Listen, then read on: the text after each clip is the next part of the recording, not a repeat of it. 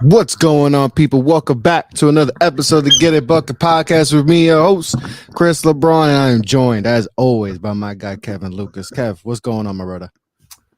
Man, I can't complain. The end of the season is always bittersweet because it kind of goes by hella fast. Like it feels like It Selection really Sunday was does. yesterday, but we'll get into it. But it was a great season, man. I can't complain, man. Honestly, transfer portal is going crazy right now, way crazier than I even expected. But all in all, I'm good.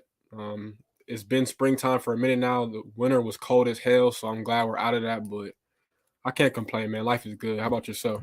Hey, we didn't get snow in New York, so I don't know if that's a good thing or bad thing. You know, it sounds good, it feels good, but I'm also like, yo, does that mean something bad's gonna happen? Yeah, what's brewing? Yeah, like we usually get like one or two like storms, and we got like a couple flurries, a couple days, and that's it. I was like, hold up, nah, something bad's happened.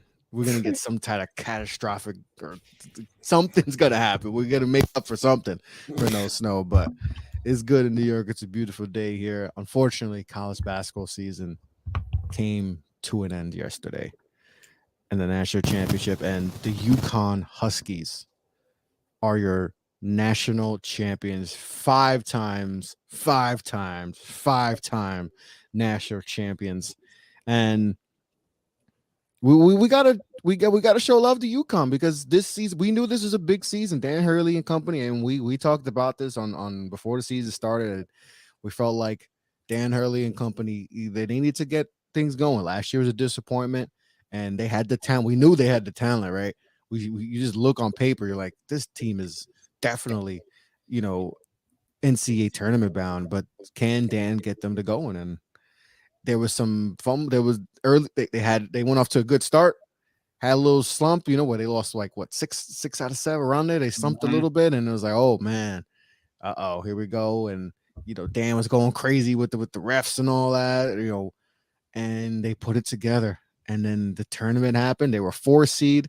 We knew they were probably, at their best, probably a 1 seed or 2 seed, but they didn't play like a 4. They played like they were the number 1 overall seed. And Kev, they whooped everybody. They're the first team, the first non-number 1 seed to beat everyone by 10 points. And then we talk about this. It was Michigan State 2000, Duke the following year, Carolina 09, and Nova 18, I believe. They beat everyone by 10 plus points in the tournament, but they were all number 1 seeds. So, and UConn was a 4 seed. So this run was impressive by UConn. And, especially in this national championship game, even when we felt like San Diego State could make a run, and they correct. We talked about this. They cut it to 6. Jordan Hawkins is a 3, and it just felt like San Diego State, just too many little those daggers that cost them and all that. But great run by San Diego State. We'll get to them right after. But UConn have the national champions of the 2023 season. Just give me your overall thoughts on the game and just your UConn right now. Man, as we talked about on literally the first episode of this podcast, that I don't think either one of us necessarily called for Danny Hurley's job, but we both just said, or me especially, just said that he's at UConn. Like the standards are high at UConn. Ray Allen said after the game yesterday, "We're not here to just win games. We're here to win championships." And they're officially they're a blue blood now, by the way. That's not even to me. That's not even a conversation. Even before yesterday, they was a blue blood to me. They put their stamp, like, that was the nail in the coffin. But like I said, man, this is what they do, and that's why I was always kind of on Dan Hurley, because they just supposed to be better than that. And to be fair, like when he first got there, because this is year 5, I believe. Yes. The first couple of years they were in the AAC. They were transitioning, getting back to the Big East, which of course they've been in for the past few years now. So they were going through a weird transition period, especially coming off of Kevin Ollie's situation. And now I got to give him his credit, man, because he built this team around dudes that have been there, but most importantly are professional or going to be NBA players. Like Jordan Hawkins is an NBA shooter. He's one of my favorite players to watch. That jumper is one of the most pure shots I've seen in a while. And I get He's He's so not good. Ray Allen. Obviously, that's one of the greatest shooters of all time. But I get anybody comparing him to Ray Allen because it's damn near A close. lot of the movements he does is very Ray Allen. I know some people have done Steph, but I don't think it's as quick. But like, it's a lot of more Ray Allen than it is Steph Curry, especially off screens and all that. Which is 100% fair, and I see every single angle of that. So I can't be mad at you. He's one pro. You have Adama Sanogo, who in the year the big man was just as dominant as every big man out there, not named Zach Edey, right? And for majority of the season, he's an undersized big man too. He's only 6'9". He's not like a legit like 7-footer. He's 6'9", and he plays what most dudes at 6'9" are playing power forward nowadays, right? And he gets every rebound. He's been able to stretch the floor out more. He loves that middle 3-point shot. Like he's just completely evolved his game in the few years that he's been at Uconn.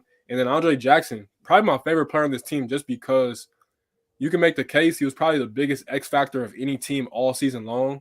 When they struggled, as you mentioned, in early January and Big East play, it was mostly because teams weren't respecting the outside jumper of Andre Jackson because he's not a shooter. His form has always been kind of iffy.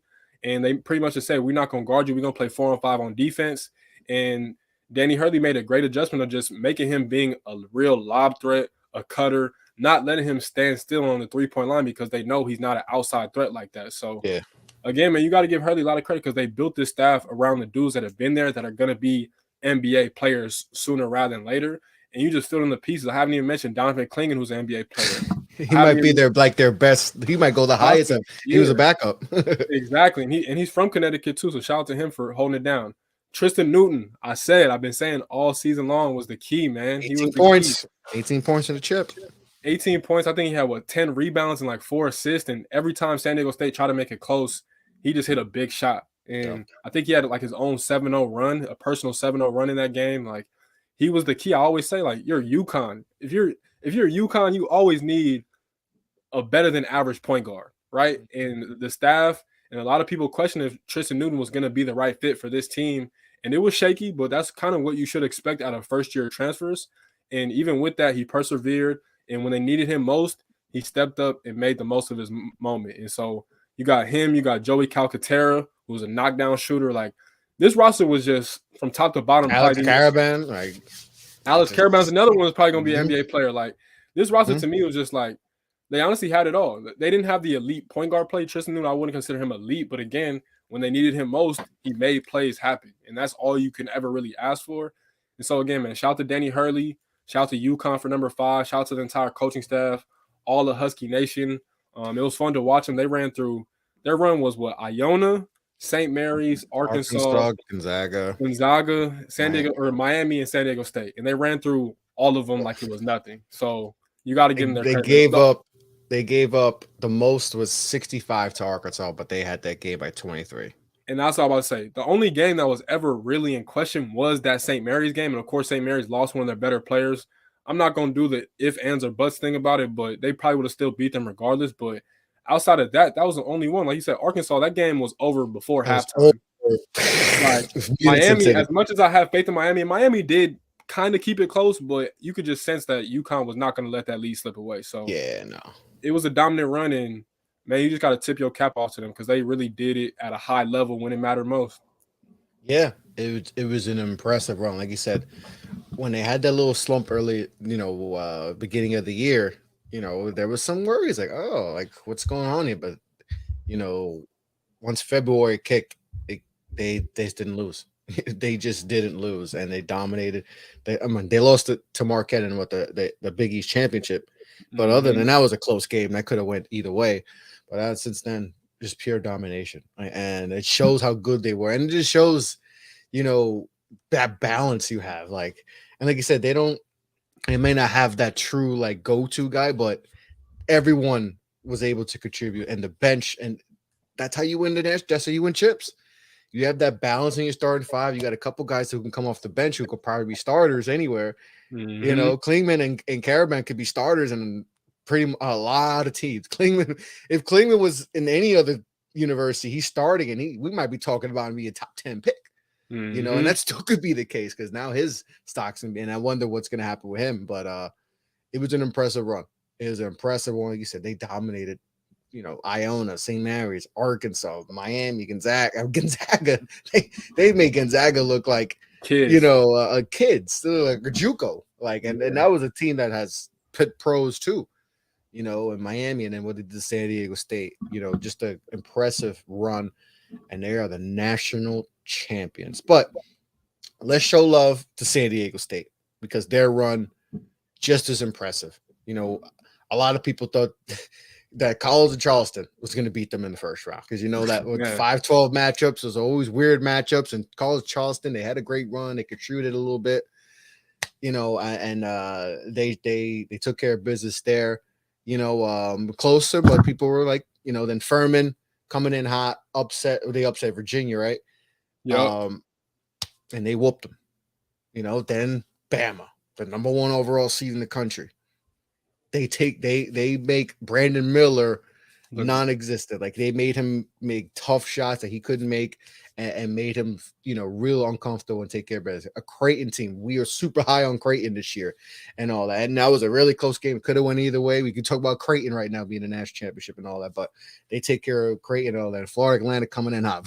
We know what happens, the buzzer beater and all that. So yeah, they had some close games and all that, but their run was just as impressive. And then they just ran into a juggernaut in Uconn. And they said a couple points that was close and all that, but they just didn't have enough ammunition, to help. But San Diego State, hell of a run and all that. So how we feel about San Diego State and their run to the national championship game? Being from the West Coast and knowing some of these guys personally, like Matt Bradley, I've been knowing him for years on years now. Lamont Butler actually played against him his freshman year in high school, which is crazy looking back at it now. But man, I'm honestly just happy for him. Like I had a lot of pride watching them just being from the West Coast, and they held it down, man. Like you said, they beat some really good teams en route to this national championship game. And we talked about them in that first episode. Like to me, it was just more so than anything. It wasn't even just the fact that they were old. Like that plays a part into it, of course. Like all their starters have been together for a whole bunch of games, but it was more so to me just the camaraderie that they had. Like they were a team. Nobody stepped outside their roles. Everybody knew their place. Everybody knew their responsibilities. You never seen anyone, go crazy at Coach Dutch. Like, and that's another guy too. Like, shout out to Coach Dutcher because he's been there for pretty much my entire lifetime up until this point. After he left Michigan, and they just been doing their thing, man. And San Diego State, I've been saying, has been a top 5 program on the West Coast for a long time, and I think this kind of just stamped that. And with all this exposure that they're going to get from this, like I seen Lamont Butler, after he hit that game winner, he picked up like a whole bunch of NIL deals from like Urban Outfitters. They're gonna get some good NILs. These kids, it's coming back. I'm just happy for him, man. Especially Matt Bradley because I know his story personally from being from San Bernardino. Like he went through a lot to get to this point. He started his career off at Cal Berkeley, and that's a dumpster fire school. And to see him playing on the grandest stage of college basketball, like going from Cal Berkeley where they don't even care about athletics like that, like. That's a dope ass thing to see. So just everybody on that team, man. I hope, it sucks because you literally get to the last possible day of the season and you lose, especially because it's the end of most of those guys' college careers. But man, what a run, a special run. I'll for sure never forget that run. And I just hope they hold their heads up high because they definitely held down not just San Diego, but the entire West Coast, to be honest. Yeah, no, it was just an impressive run. And, I always think back to the COVID year. They were supposed to be like a 1 seed, and then that could have been their year and all that. So this is makeup. This is like the basketball god saying, "We got you, we got you guys." For missing out on the tournament that year. So, but it was just a great run, great story, and people were worried about picking a team, from the Mountain West to go far and all that, because they haven't had a lot of success and all that. And it's just impressive. The defense was the biggest thing. They showed all year they could play defense, but you're like, all right, the conference, all that, then they go in a tournament and they just clamp it. Everybody. And then like the Bama game was probably like people like, oh, yeah, whoa, like Brandon Miller, like just does not look like himself. Like he did not look like a first round pick in that game. Like he looked, especially, and when they took away all the other players, and it's like, I was like, oh, and they made him look, and then Creighton and all that was a great game. But it was just a tremendous run from Coach Dutcher, man. It seems like they would run for a wall for him through a wall for him. He's got that aura around him, and that like just they just run through a wall for him. And you know, it's going to be interesting to see how they go forward because, like you said, they are a very senior led team to see. So it's going to be interesting to see. I think Lamont's a junior, right? So we'll see Yeah. what he does and all that. Hmm. And how this team looks next season. But just a great run. It was a tremendous run. UConn was just a little bit too much for them, but I mean, they were to think San Diego State was in the national championship game and could have won it. There's a world where they could have won it. Is impressive, So yeah, I mean, that sucks they lost, but they should be held, heads high up because not a lot of people thought they would even get out of the first round or even the first weekend, and they were in the national championship. And they beat some good teams all along that way. Whether it was close or not, they beat them and all that. So but it was an impressive run and all that. And shout out to also Miami, for being Florida Atlantic, great one. Two Florida teams, and all that. FAU with Dusty May, what they able to do, their run they had was tremendous. Miami, well, Coach Larinaga, like what he's able to do with that, and I remember a lot of people were talking about, well, can Wong and Pac coexist? Because Pac came in and he wanted his NIL money, and Wong was tight and all that. And some people said that could cause some friction, even though they felt like they were the best team and all that. And I kept doubting them every game and all that. And it was like coming into the tournament and all that. And they got to the Final Four and they would do that. Florida Atlantic, I mean, well, what a run they had and all that. I mean, and to lose the way they lost, I mean, we can talk about them in the national championship like that. But Dusty May, has that program going in the right direction. They got some good young players too. So this might not be the last time we're talking about Florida Atlantic. They might be right back here next season. So they have a bright future in Florida. In Boca. Boca gonna be popping. Yeah. Boca gonna be popping. And so it's good, but it's over, bro. That's the worst part. It's over. One shining moment happens, and that's it. We don't got Jim Nance no more. He's gone. Man. You're not gonna hear some of his iconic moments. I could hear the when Nova won it to Jenkins for the win, and he hits that, and when what's his face, Gordon Hayward shoots the half court shot at I'm like, I'm like, oh my god, like he had some accomplishments. So shout out to Jim Nance, one of the best in the business and all that. But it's over, bro. Yeah. It's over. So what's the feeling now, bro? College basketball season's over right now. Like I said, we had a great tournament and all that. Your Spartans had a nice run in the tournament. My Blue Devils, damn Tennessee, man. Damn it. I was so wrong about that. Still hear about that. But, our teams feel like, season's over. Now we're looking forward to next season. Our respective teams, I feel like we're looking at next season and they're like, I think we're right at this moment. We feel like our teams could make deep runs. Like this year, I think we felt like, okay, our teams could maybe win a game, which we did, right? Yeah. You guys won 2 games. We won 1. But we knew this is kind of be a little weird year. Next season, I think expectations are different. And just in college basketball, I think it's going to be another wild year of college basketball, especially for our 2 teams. I think the standards are going to go a little higher for next season. I think expectations, I'm sure you think a Big Ten championship and, 28 wins and all that, not like, and the same thing for me, taking ACC. So just give me some of your feelings. And as we close out this college basketball season and starting to get feeling about next season. Man, I'll say, first of all, I was just proud of my team this year. Yeah. A lot of people didn't have really any expectations for us. Like if I could go back before the season started and go back and just clip how certain analysts were talking about my players, people would laugh because I ain't gonna lie, it was a lot of disrespect towards AJ Hogarth's name, but I think he got a lot of disrespect. A lot of disrespect, AJ. And I think he solidified himself as not only a top tier point guard this year, but definitely one of the better point guards heading into next season. All-American. I think he's in the All-American list preseason. And Coach Izzo, we've had a great run when it comes to having senior-led point guards. Sadly, Cassius Winston got hit by COVID, so we couldn't see how that went. But Denzel Valentine, we dominated the Big Ten that year, even though we lost in the first round in Middle Tennessee State. Cassius took down that Zion that team, my Zion RJ team. So Yeah, he did enough. He did his did his job. thing. He did enough. He had like 3 Big Ten championships too, so he's good. But Yeah. I'm excited, man. Joey Hauser's gone, sadly. But he did his thing too in that last game versus Kansas State. He eclipsed 1,000 points as a Spartan. Being a transfer, that's a hell of an accomplishment to do. So definitely shout out to him. But it sounds like we're gonna return a good crop of talent. Jaden Akins is gonna be a star next year. Mark my words. You can clip this, whatever you guys. If you didn't see the flashes this past like couple months, I promise in a bigger and expanded role next year as a junior, he's gonna take flight. He's gonna hop right back into NBA draft boards.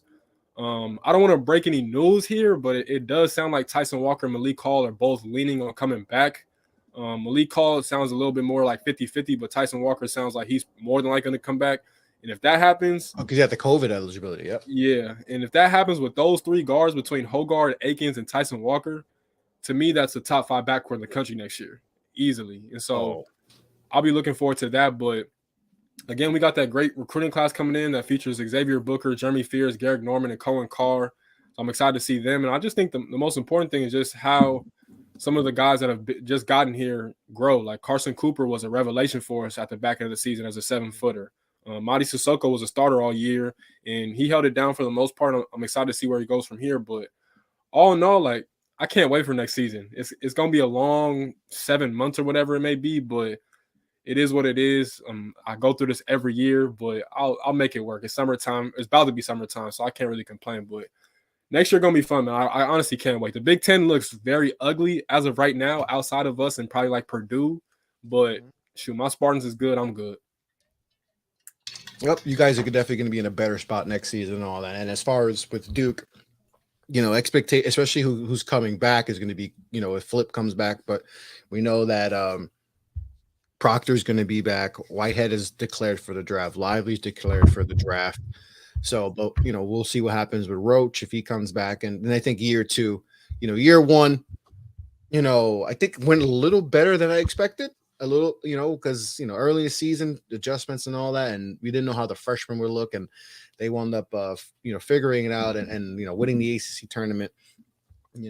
Tough loss against Tennessee, but I think Shire going into year 2, he's going to be able to he knows what he did wrong, what he did good going into next season, and we obviously have a tremendous recruiting class, coming into next season, so that's going to be interesting to see how he works with them and maybe some of the guys coming back. But I feel a lot better next season than I did this season. The pressure of him year 1, replacing Coach K and all that. It is going to be. I'm really looking forward to next season. But Mark Mitchell, if he probably should be back, see him a year 2. At Duke and all that, I said Proctor's coming back, he should be a preseason All-American, so this team could be real good. Not as young. You had some with the freshmen and you got some some sophomores coming in and all that. I like this team a lot next season. I think we should be, I would say we should be the favorites, to win the ACC and definitely a top 5 team coming into next season. So I think we're both very excited about our teams and all that. But we talked about our teams. Who are some teams that you feel like are looking good going into next season? As far as what we know right now, as far as the roster construction, who's going to go pro and all that, what we know right now, who we feeling good right now about next season? It's tough just because there's so much movement going on. Of course. And it's a lot of great names in the transfer portal. As a matter of fact, literally as we're talking, I just seen Harrison Ingram from Stanford is putting his name into the portal. So that's wow. big time. Okay. You know what? Yeah, he needs to get out of Stanford because they haven't cared about basketball in a while. He was He was a projected NBA player coming out of high school. Last year, I know people had him top 40, top 45. I had him top 6 as a top 50 player. So like he's been a draft, and then he came back this year and his stock went down. So I think it's smart for him to come back, go to the right program, and get that because it's there, the talent's there, and all that. So good for him. Yeah, man. So that's a big name right there. But I gotta say, honestly, if I'm just looking at it, I'll definitely go Kansas. Of course, they're gonna lose a few players. They're gonna lose Jalen Wilson. They're gonna lose Grady Dick. They've already lost a couple transfers between Bobby Pettiford and Joseph Yesufu, but they're gonna bring back DeJuan Harris. They got a really, really good recruiting class coming in that features guys like Chris Johnson and Marco Jackson. I think KJ Adams is going to be better in his role next season. So I like Kansas. Man, it's only a few teams to be. I do like your Duke Marquette. Blue Devils. I like Marquette, that's Marquette. another one. That's another one. Yes, Marquette, because they're pretty Oleg much coming back. they're going to return Jones. everybody. Yeah, they Yeah, were essentially returning most they're of going their to bring back skill level. Kolek. They're going to bring back And Cam they Jones. overachieved like this season too. Like, I know people like, oh, they were Exactly. 2 seed and all that, but like they overachieved, and now they got to learn from that. And I think that's going to lead to them to having probably a better run next year, in the tournament too if they get there. But yeah, I think Marquette's going to be solid next year. But yeah, Exactly. And man, it's hard. I'll say this. I'm just gonna go out on a limb and say this one. I think Georgetown is gonna be better than a lot of people expect in year one of Ed Cooley. please. Just because with Ed Cooley, you look at Providence this past season, they were transfer heavy. Noah Locke came over from Louisville. Bryce Hopkins came from Kentucky. You had Devin Carter came over from South Carolina. You had all their top players pretty much from this season came from somewhere else outside of like Will Bynum and a couple other guys. So I think Cooley, with his track record of success in the portal, is going to benefit him a lot and get him going off the ground earlier at Georgetown than a lot more people expect. So I think they're going to be good. What about Colorado? I seen they got Eddie Lampkin. Eddie Lampkin there. They got that kid with what's his name? The freshman they got, the 5-star. They got Cody Williams. Cody, yeah, he's good. Younger brother Jalen Williams. Jalen Williams' brother. Yeah, he's nice and all that. So they could sneak up on some people. Man, Colorado might be popping this year. You know, they got Dion and all that. And I think that's going. I think Dion effect is going to help the basketball team massively because they just want to. There's going to be kids that just want to be around that. Even though it's football, they want to be around that. So that's going to help them. This is a big year for Colorado basketball, and we rarely say that about Colorado basketball, but this could be big. If they have a solid year, this could help them along. I mean, they got, like you said, they got Cody there, who's a big time player. This could be a trickle down effect where Dion is not just affecting football. He's affecting the whole the athletic program. Tad Boyle got to play his cards right, man. This could be a huge season for him, especially because, I mean, we don't know what UCLA is going to be without Tiger Campbell, Jaime Jaquez. We don't know what Arizona is going to be without Kirk Kriisa. They'll probably be better with Colin Boswell at the show, running the show. But we don't know what's going to happen with Tubelis and Umar Ballo. So USC is going to get Isaiah Collier, maybe Bronny, but that's not like we're not looking at them as like a legit threat to win it. So no. Colorado, the opportunity is there. And I'll say this too. None of their guys have really made any kind of announcements as of right now, so we don't know what's in the back of their minds. But I'm going to still stay on the Creighton train, man, just because they could get everyone back. And I just seen they got transfer Isaac Trout, who's a top-tier player coming out of high school. He was at Virginia this past season. Didn't really play too much, but he was highly heralded coming out. That's a big man, right? That's a big man? Yeah. So they're going to have players. Again, I don't know who's going to leave. I assume Trey Alexander and maybe Ryan Kalkbrenner should at the least test the NBA draft waters just to see and get some feedback. But, I mean, as we know, sadly, Arthur Kaluma's draft stock plummeted this year. So we don't know what's going to happen there. Ryan Nembhard, he's a hell of a point guard, but he's only 6 feet at the same time. And so I think Creighton, they can make some noise, man. I think Baylor Shireman is more than likely gone, if I'm not mistaken. I think all of his I think he's a drafter. I think his skill set screams NBA. So I think he's someone that definitely should go to the NBA. Yeah, so I like Creighton is one, as you mentioned, Marquette. Like the Big East to me is more than likely gonna be the best conference in basketball next year, just because of the coaches that they added and some of the coaches that they're bringing back. But yeah, those are just a couple of teams I could look off at the top. In a couple of weeks, we'll get back to this and it'll be much more firm. But just because there's so many, like looking at transfer portal right now, if you're a team that needs a point guard, it's so many elite point guards out there. Max Abness is in the portal too. We don't know where he's gonna go. That could be a huge addition. We still got Caleb Love, where he's gonna go and all that. So, JJ Starlin is going to Syracuse and all that. So there's still some. Taron Armstrong's another one. We'll see where he goes. So there's a lot of good guards. You got Ace Baldwin at VCU. You got Tyler Perry from UNT, who's going to be highly heralded because he was Conference USA Player of the Year. You got Jaden Bradley. I tweeted that one this morning. That one, that's a that's a program altering type player right there. I don't Yeah, know yeah. what Nate Oates was thinking. I heard it was a mutual decision, but if I'm Nate Oates, like, yes, I gotta be loyal to my seniors and guys like Javon Quinterly, but I'm gonna just be honest. I'm gonna just say it.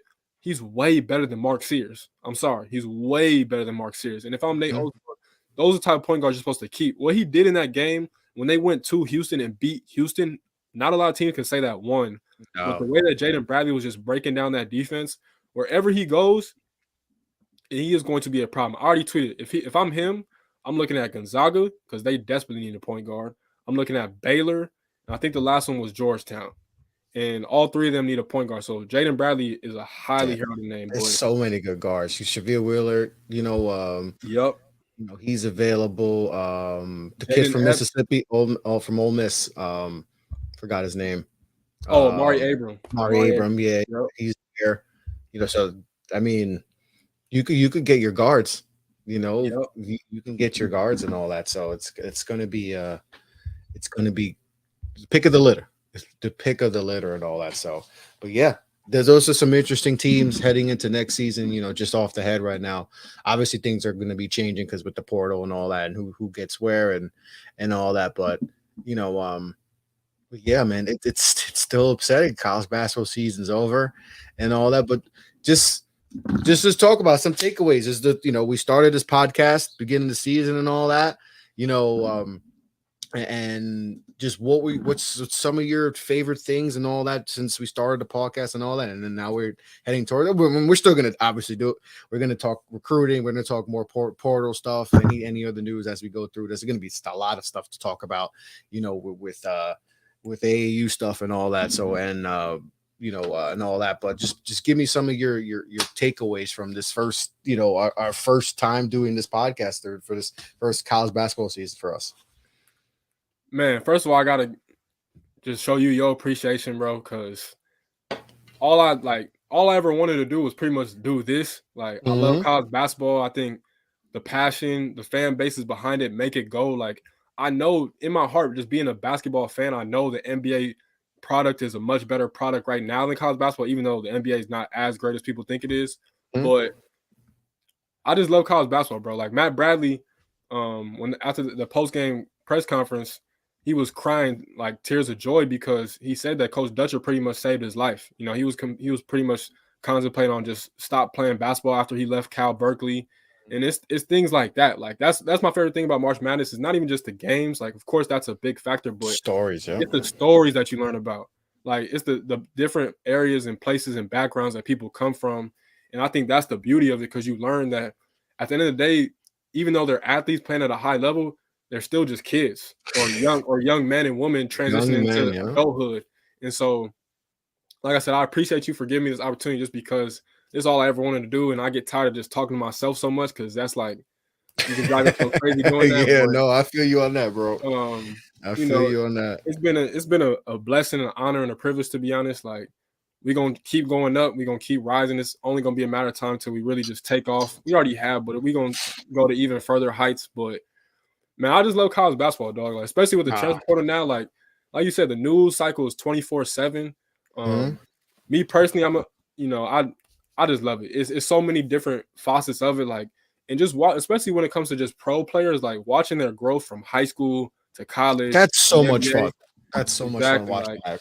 That's my favorite thing. Like, so when people tell me like, "Oh, did you hear about what Jason Tatum did tonight?" I'm like, bro, like, I don't want to take away from what he did, because obviously he's still accomplishing things, but it's like, I've been seeing him do this since he was 17, 16. So, I mean, he's only a year older than me, but it's like, it's just fun, man. Basketball is a hell of a game. I always say, like, this is my favorite thing about the game, is that it translates to life in so many different aspects. 100%. Like, you gotta be a team to make things work. You gotta know your role to make things work. You gotta be selfish in certain instances, and you gotta be unselfish in certain instances. You know what I'm saying? I look back, some of my AAU coaches, bro, they were some of my best father figures. Like, I haven't told them that enough, because I haven't spoken to them in years, but I'm always appreciative of them, because they taught me so much personally. And that's why, to me, that's my thing. Like, a lot of people, they get into this space just to like spread agendas and just throw things out there. For me, it's like, I want you to listen to us, but at the end of the day, I want you to listen to us, and more importantly, go watch the games and see if what we're saying lines up.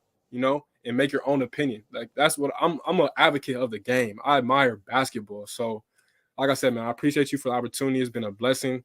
I can't wait to keep doing more. Like you said, we're gonna keep doing more, and shoot, shout out to Off the Ball Network, man. No, and I remember I've heard you've done, before we started doing this, I always wanted to do something in the college basketball world, and I'd done some, I would talk some in my podcast and all that, but I was like, I would like to do a college basketball pod.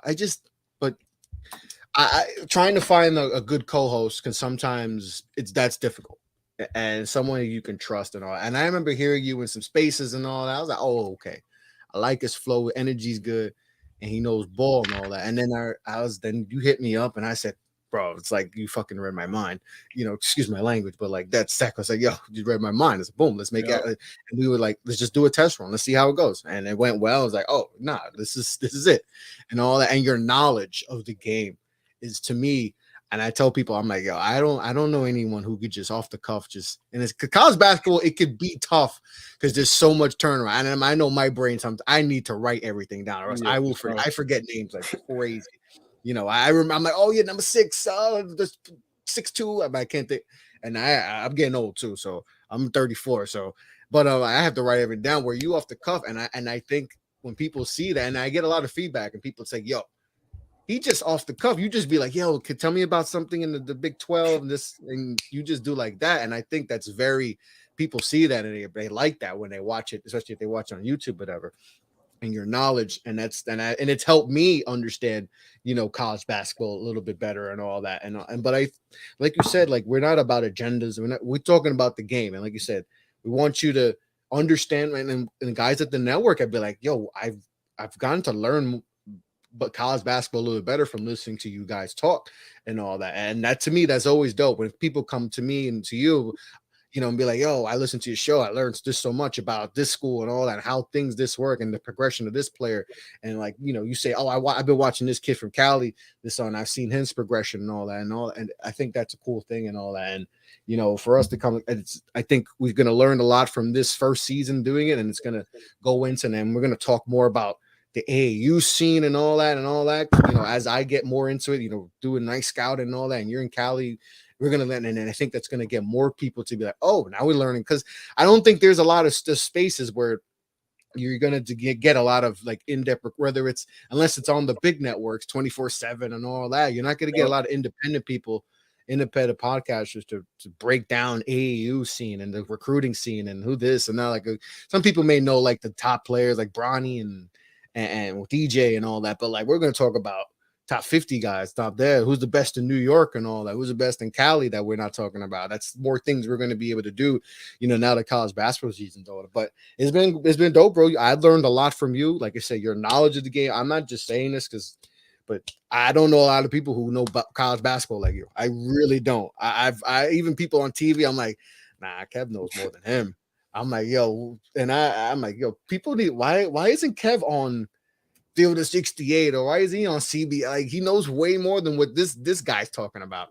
And I think this is, I think I know college basketball, but you know way more. And I feel like we continue to do this, it's going to be big things for you in the comment. And I truly mean that, because your knowledge of the game is, bro, it's it's second to none. I don't know a lot of people, that can just off the cuff just talk college, because there's a lot of names, there's a lot of schools, coaching change, there's so much going on that you can get so lost and like forgetting names and all, and you do like that. So it's been a pleasure doing this with you, bro. It's been a lot of fun, and like I said, we got a lot more to come. So it's been a blast, bro. So I'm glad we were able to link up and do this, because it's like I said, I learned a lot and all that. And like I said, it's hard finding a good co-host that you could trust and all that. And I'm good. I'm fine being the 4-year point guard and giving it to the super freshman so he could do his thing and all that. And I'll just back. I like being the point guard and all that and doing that. But it's been fun, bro. It's definitely been a fun first.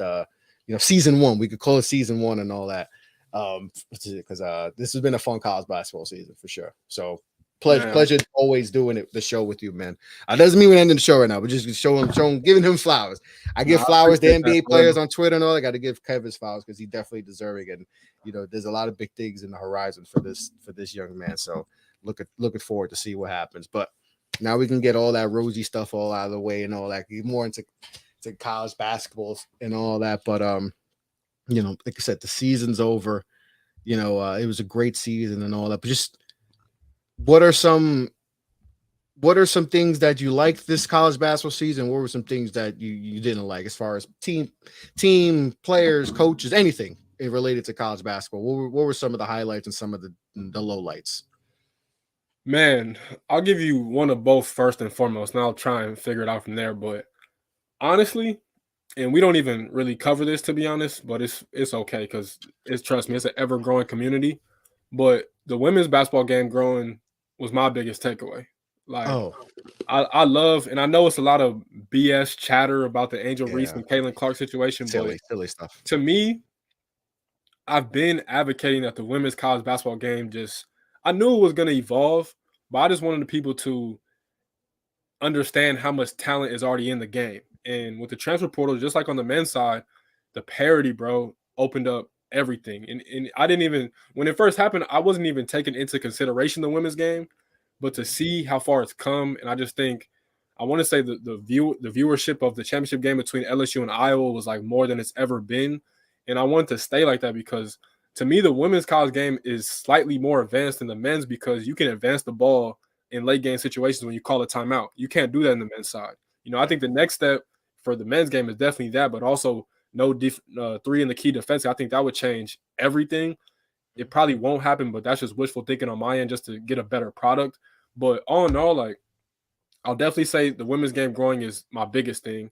But after that, like, the transfer portal, what else we've said enough about it. You see transfers like everywhere. Like most of the FAU team was transfers. As I mentioned, San Diego State, they had multiple transfers that came from different schools. Like, it's a beautiful thing. Everybody always likes to talk about the negative side of things, but it's a positive to it too. Like I just said, Matt Bradley came out and said that Brian Dutcher changed the trajectory of his life.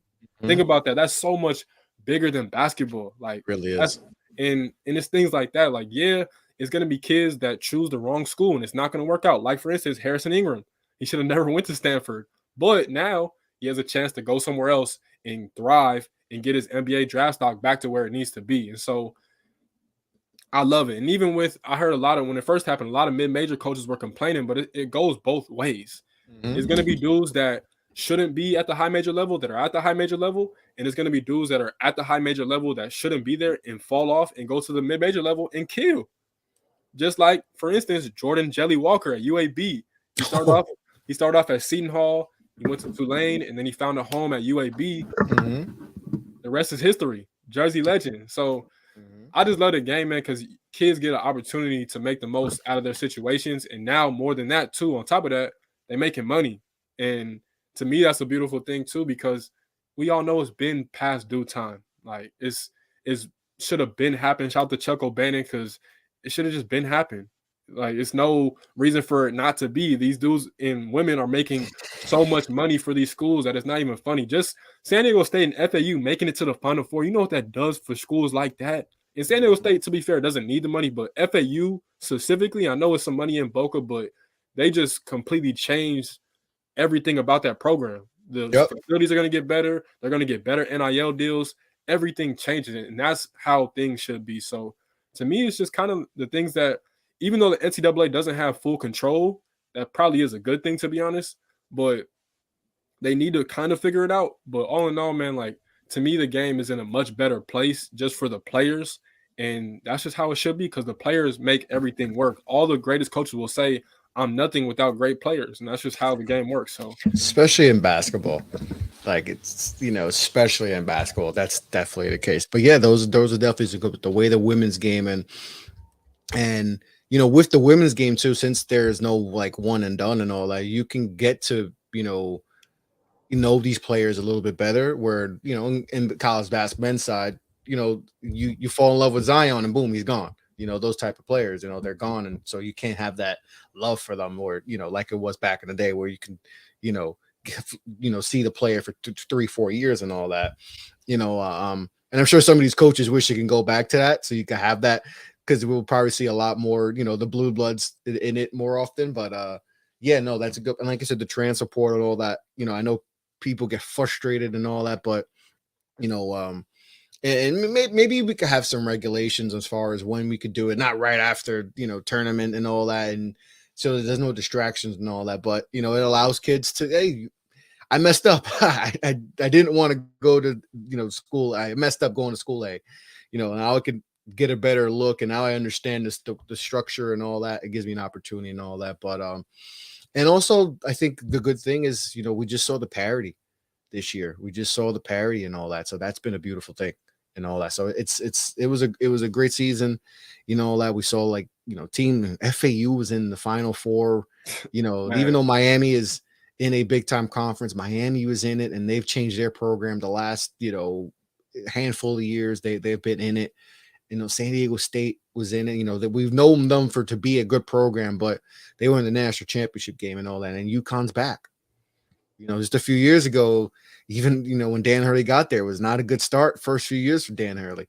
And now he's got his team on top of the world as national championship with a chance to, if he gets some guys back, we might, he could possibly, have a better season, and maybe we're talking about them again. But it's been fun and all that. I love the engagement from people. I know that only people care about when it's March and all that, but I love the engagement. I saw a lot more engagement even during the season and all that, which is a good thing and all that. But it helps both the men's and the women's game. So that's whatever makes the game better is for. And I think they'll figure out the transfer portal stuff, NIL, all that stuff.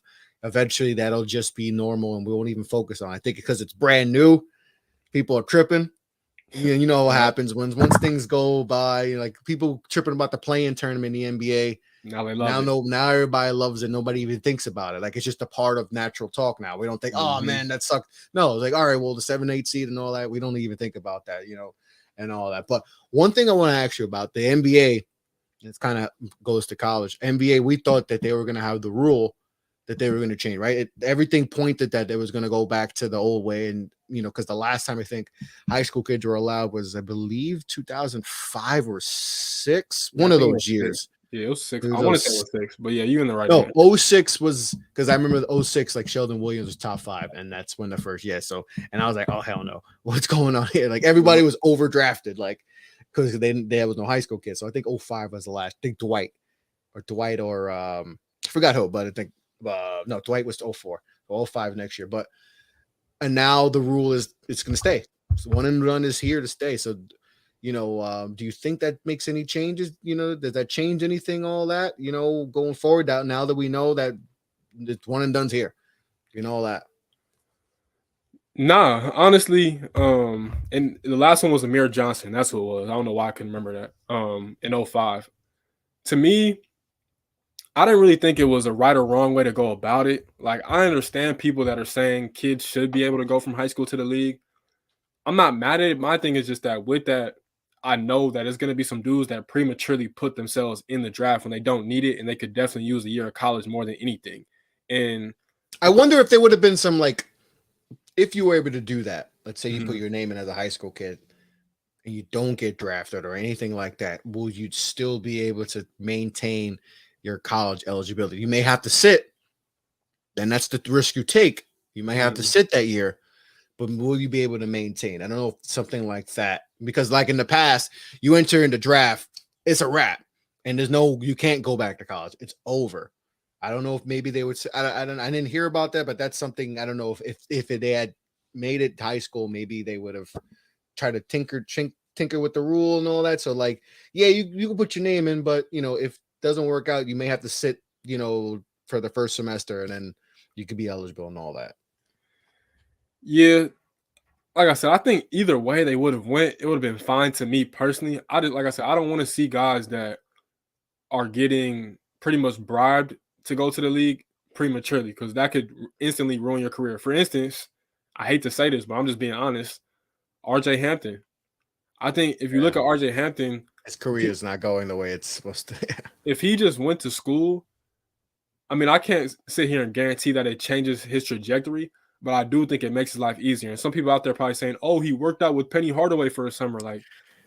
But the difference between him working out with Penny and actually going and playing at Memphis with Penny is a complete different thing. You know what I'm saying? That even if it was only for the 6 months he would have been there, it helps. It helps because he went. I don't even remember where he went between that era. I think he was just out here, or he went overseas for a second. He went to the NBL, right? I think he went to the NBL. Yeah, he went and played in the NBL in Australia, but it's just like, yeah, bro, just go to school, bro. Make life easier for yourself. The money is always going to be there, and I think it's the money. I think when you throwing I don't know what his contract was. I'm sure it was maybe close to millions or what was millions. Kids just get enticed and all that, and I don't know his situation, his living situation, but maybe he needed the money and all that, and that's very, enticing. But I think now with college, with NIL and all that, I don't think you're gonna see as many kids go that route. Maybe the G League, you're still gonna see kids go to the G League and all that. But I think now with you can get paid in college, like, and you see some of these kids are making good amount of coin. That I think the NBL, like going overseas, we won't see that as much. Like the G League, yeah, OTE maybe, but I think kids are going to most likely still go to college and all that because now you can get 6-figure deals. Exactly. So, and like you said, it's hard for me I don't even want to judge these kids' situations because, as you mentioned, like we don't know what they're going through behind the scenes. But it's also just like, man, if you just go to school, it helps with a lot. So, again, I don't feel like it was really any wrong way the NBA could have handled it, but I like it just because, one, being a college fan, I'm selfish. I want to see the top dudes like a Brandon Miller go to school and be great for a year and then go to the NBA. And it helped him. It helped him. It helped him in a tremendous way. In a tremendous way. He went from, he was going to be a first-round pick regardless, but he went from first round to potentially like top 2. And that's not easy to do. Top 3 pick. A top 3. And I said this with Zion too, like, and Zion wasn't even, he was probably a couple years before the NIL. Mm-hmm. Everybody was like, especially when he hurt his foot, right? When the foot went through the shoe and all that, like people, but like college helped him because he probably would have been a top 10 pick, but now he goes from being a top 10 pick to like, oh, he's the undisputed number 1 pick, and he got himself a shoe deal and everything. Like, I don't know if that happens if he doesn't go to college and all that, or if he goes another route and all that. So like for some guys, that even 1 year of college benefits, and then now you got money involved. So like that's even more beneficial, and if you don't want to, if it wasn't a good year and all that, you could still get your money and you can enter the transfer portal and go somewhere and you could be a sophomore and still, be a great player. It happens. So like I think the college route is just as maybe a few years ago, it was like, I don't know if I want to go to college because class, and then I'm not even getting paid. But now it's a different world. It's a different, and I think for college, I think eventually going to be like, this is actually a good thing because now we're not going to lose kids to go overseas and all that. We're going to get that kid. Now we got the transfer portal. So whoever was a freshman last year and didn't work out, the Sky Clarks and all that, the JJ Starlins, I could get him. I don't even have to go recruit in high school. So I could get the freshman that maybe I would have gotten last year, but didn't work out. So I think that's eventually I know a lot of the old heads get mad, but I think eventually it's going to come around and people are going to be like, all right. As long as they tinker with some of the NIL and the transfer stuff, I think that'll be worked out. And eventually people are going to be like, this is a good thing what's happening right now. This is me. That's just me. And you probably think the same thing, but like some people probably won't care. And I want to piggyback off that too. Like, let's be honest. It's only a 1% of dudes that can make the leap from high school to NBA. 60 people get drafted. Exactly. 31st round pick, 30 people get guaranteed contracts. If we're looking in the past 5 years, right? Cade Cunningham, Jalen Green, Zion, Paulo, and it's probably a couple others, but it's not more than 10. It's not. That could have made the leap from high school basketball to the NBA. Some dudes needed it. For instance, one of my favorite players right now, Tyrese Maxey, needed that year at Kentucky. I think he said it on a podcast that it helped him a lot. It helped him transform into an NBA player. And he went to Kentucky, which is an NBA factory. So it's kind of like a one-off thing, but still, like, it helps. You know what I'm saying? There's not many guys that can make that leap. Like Jabari Smith Jr., for instance, he was not prepared to make that leap. I'm glad he went to Auburn, got right, and boosted his stock. And that's what you want. You don't He's want another guys, guy. He fits it well too, yeah. Exactly. You don't want guys to rush the process. And that's always been my biggest thing with a lot of these players and families and circles is that people get too caught up in comparing their situation to other top tier kid situations. It's like, no, like everybody's on their own timing. Just because this dude is a one and done doesn't mean that you have to be a one and done just because you guys played in the same high school all-star event. So again, I'm not too mad at the rule. Everybody gets mad at it, but it's not that deep to me. Yeah. I just and glad you brought that up. It's also your circle, who's around your family. If they understand that, and sometimes you need that dose of reality, right? Like, hey, you need your dad or your mom, your uncle be like, hey, you're not ready. I know you averaging 30, but you're not ready for that. There's more to it and all that. And very like everybody wants to be LeBron, right? Everybody wants to be, but guess what? Kobe Bryant, one of the greatest players of all time, God rest his soul. He averaged what, 6 a game? He wasn't playing for the first 2 years of his career. Kevin Garnett and all that. It's not easy transition. It's not. And we look at LeBron and sometimes there's very rare. LeBron is a 1-and-1. And even him, like they didn't make the playoffs the first 2 years. He had to learn too. So like he made it. He had 25-5, but still had to learn and all that. But I've had a feeling with the one and done and all that. Like, yeah, maybe kids should go out, but I have a feeling, like you just said, there's gonna be kids that feel like they're ready, and they're truly not. And then they're gonna get those first 2 years of your league. You're gonna get frustrated and all that, and that can ruin your development. Yep. So why not? Yeah. The one and done rule, it's grown on me. I used to not like it. Now I'm like, I think it's good because and they also could weed out the guys we thought are going to be good. So you're an NBA GM, you might think this guy coming out, was good, and then you see him 1 year of college, like, oh, maybe he's not ready yet to be a top 5 pick, and he was projected out of high school to be it.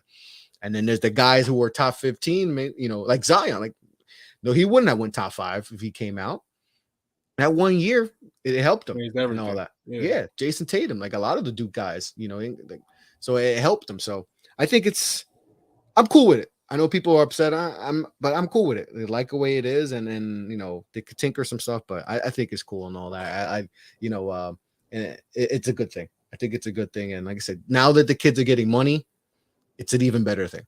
So and go to college. Go to college. It's not even a 1 year thing like that either. Like that the women's game, they have to wait 4 years, which is egregious. That's BS. And I think Caitlin Clark can't go to the league right now and capitalize. It's insane. Her NIL should be crazy though next season. So that's if you want it, but like some people don't want to go to school. That's a big thing. Like I just don't want to go to school. Like that's a whole nother thing I have to worry about is like academics.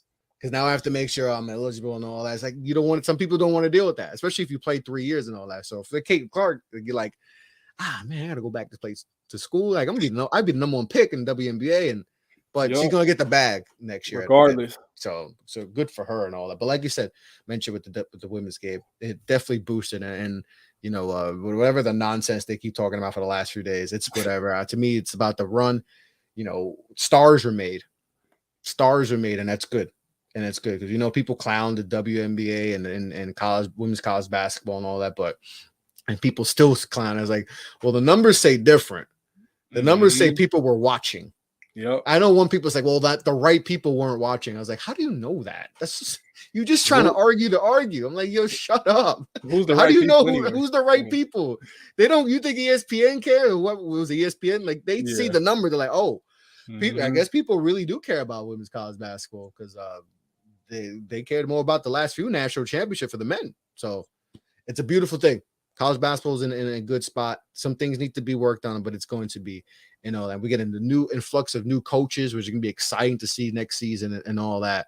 But definitely good place, college basketball as a whole. But Kev, great episode. College basketball season's over, but that does not mean we are done. We're going to, like I said, off season, we're going to hit into some teams that we like going into next season, get into the recruiting scene for the next 2024 class and all that, get into the AAU and all that, Cali and New York, and let you guys know about some of the upcoming talent in the next time. We're going to have some guests and all that, work on that, maybe get some top college guys on the show and all that, and talk more, some coaches and all that. But Kev, great show, bro. Yes, sir. Again, appreciate you, man. Appreciate all the listeners all season long. Like Chris said, we're not going nowhere anytime soon. It's been a blessing. The college game is fun as hell. I can't wait for next season already, but I'll make it work. I'll be outside a lot anyway. But Yeah, man. Appreciate you as always. Appreciate everybody Yep, tuning in for sure. yep. And the weather's getting beautiful now, so Mhm. it's gonna be beautiful. So, but I'm Chris. That's Kev. Get It Bucket Podcast. College basketball season's over, but we are still going to keep you posted on everything coming up in the next, what's ever going on in the portal, recruiting, any news. We'll keep you updated. But appreciate everyone who was tuned in for this season with me and Kev on the Get It Bucket Podcast. But we're gonna have you, covered all season long. But like I said, that's Kev. That's Chris. We are out. Peace out, guys.